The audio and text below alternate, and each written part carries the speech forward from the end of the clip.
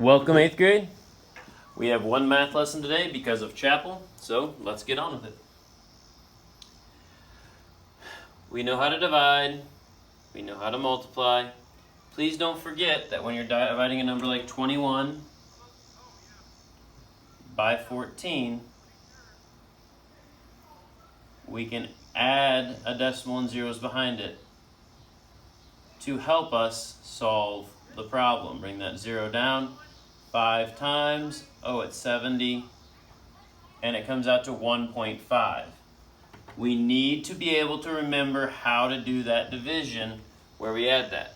1.5 or 1.5. All right, 12 over 30, 2/5. So I guess they're just having us reduce. 24 over 56, 3/7. Write each decimal as a fraction, 1.15 over 0, so 1 3/20. That one, negative 0.22, 22 hundredths, so it'd be 22 over 100. Reduce that down to 11 over 50, negative 11 over 50. All right. Subtracting decimals and rational numbers with like denominators. We're going to do this, and I'm going to try to give you ways that it makes it easier. All right? So, you've done this maybe before, but when we add or subtract, we must line up the decimals. In this case, we are subtracting. We use all the same tools we do when there's no decimals. It's just now the decimals must be lined up. 8 minus 5 is 3. I must borrow and make this 3, or actually take. That becomes 10. There's a 7. Bring the decimal straight down. 3 minus 3 is 0. 2 minus 2 is 0. 0.73. That would be our answer. You do the things just like you know how, except now we are adding in the decimal, hoping you remember what to do from earlier. So, it is important to do like they said. Add the zeros. Line the decimals up, add the zeros. Then the numbers become much, much easier to deal with. All right? We can borrow. That is 10. This becomes 9. That becomes 4. 10 minus 8 is 2. 9 minus 6 is 3. Oh, we have to borrow again. That's 0. That becomes 14. That is 9. Whoa, that would be 0 because 0 minus 0, and then 1. 10.932. That is how we do that subtraction. The important thing is adding in these zeros to make sure that we have placeholders and we can do the work like we need to. Now, it is much the same way when we have rational numbers, one negative, one positive. Now, if we look at our signs on the board, which hopefully you took pictures of like I requested, then we can see signs are different, so we subtract and keep the sign of the bigger. So subtract, that, if we look at just the number, is bigger. So 1.2 minus 0.3. All right, we borrow. That becomes 0. 12 minus 3 is 9. 0.9. Now we have to decide, is it negative or positive? Well, this one was bigger, that one was smaller. If we look at just the number, 1.2, bigger than 0.3, so we know the answer must be negative 0.9. Same rules apply, it's just now we have to apply them to rational numbers. They said go, start at 0, 0.3 this way, negative 1.2 this way, end at 0.9. They got the same answer that we did. Now we look at these fractions. All right, we look at the signs. Both are positive. Both have the same denominator. Woohoo! They're going to be nice like that all day today.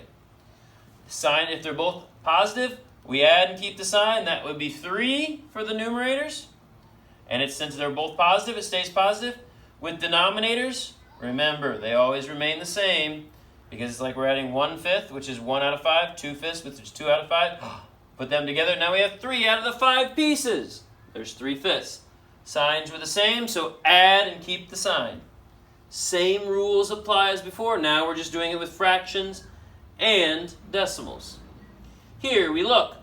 Signs are different. So we know we must subtract and keep the sign of the bigger. So 1.8 minus 1.5, we get a 0.3 because the decimals lined up. Then you got to bring the decimal straight down.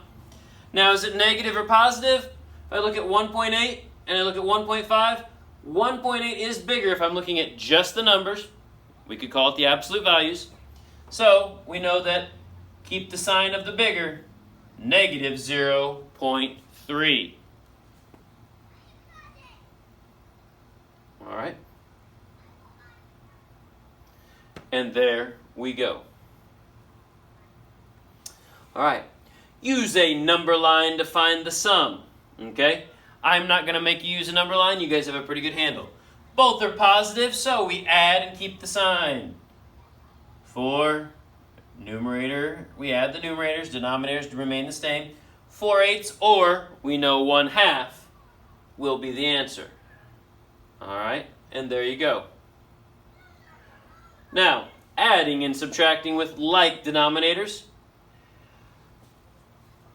We are going to talk about that when they are negative and positive. So here we go. Subtracting a number is the same as adding its opposite. Here we look at them. Think about our adding and subtracting rules. Negative 2/9, negative 5/9. So a negative with both of them. Signs are the same. Add 2 plus 5 and keep the sign, negative. Denominators stay the same. Negative 7/9. Signs are the same. Add and keep the sign.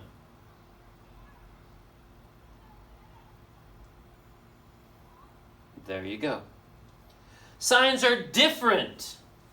Subtract and keep the sign of the bigger. Numerator 6 minus 3 is 3. Denominators stay the same. Now I must decide, positive or negative? Well, 6 is bigger than 3. 6 is positive, so our answer is positive 3/7. When they do their work, that's what it comes out to. All right? Here again, signs are the same. When signs are the same, we add and keep the sign. Negative 4/5. There it be. Signs are different. Subtract and keep the sign of the bigger number or the bigger absolute value. So 5 minus 4 is 1/9. 5 is bigger, it's positive. So the answer is positive 1/9. Okay. Evaluate the expression for the given value. There is nothing different than we have been doing, except it's important. When we plug this in, this says 12.1 minus, and then we put in negative 0.1. Hopefully there's one thing you noticed and remembered. Minus and negative. Oh, we have two negatives next to each other. We make it an addition problem. Oh. 0.1. That's 2.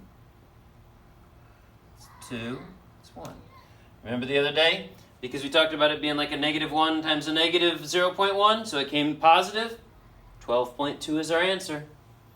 Important when we're plugging things in that we leave the signs that are there and add the entire part of the number we're plugging in.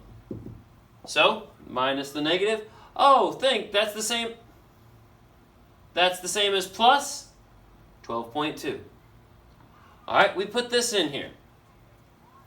So, we have 7/10 plus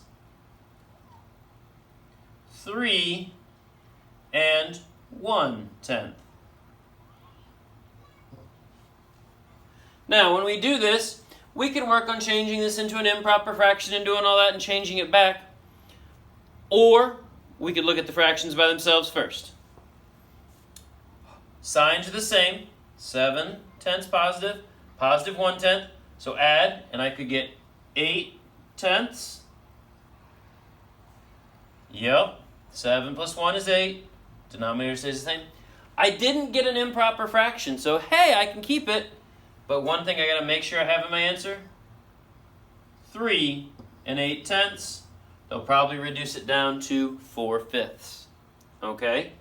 So we plug it in. We're using these things. Oh, look at the fractions first. We added them. Got a wonderful proper fraction.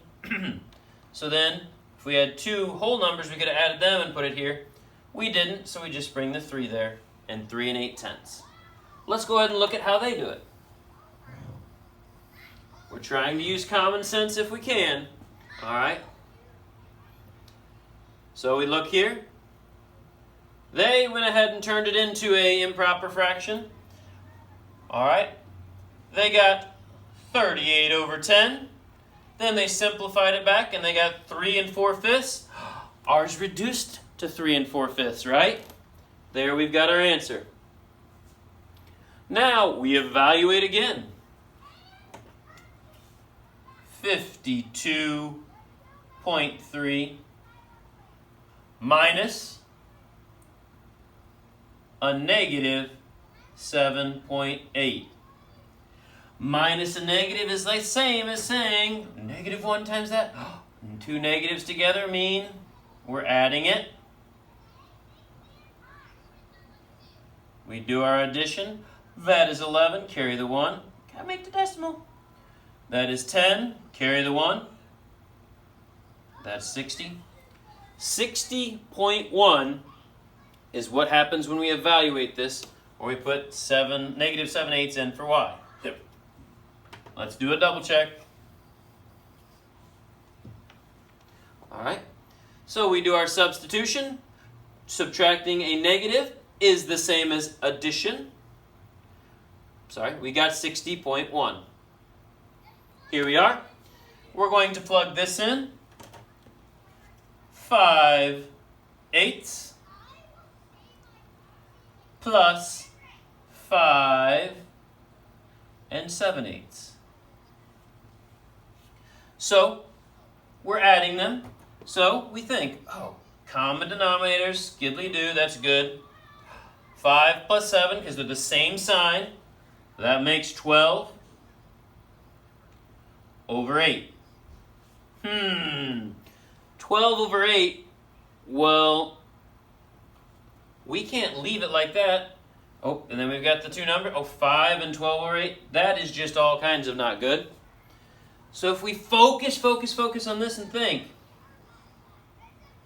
12/8 could be 12 divided by 8. All right. That would be 1. There's 8 and 4. Now I'm right up against the decimal. This can help me. That is a 1. That's a whole number. So that changes that to 6, because 1 plus 5 makes 6. 4 is left over 8. Or 6 and a half. We can reduce there. I think that can be much easier than changing everything to an improper. I mean, 47 plus that, you get 52. 52 divided by 8. You could do it that way, changing it into an improper. I believe this is easier. That's why I showed it to you that way. But I am not opposed to it being done the opposite way.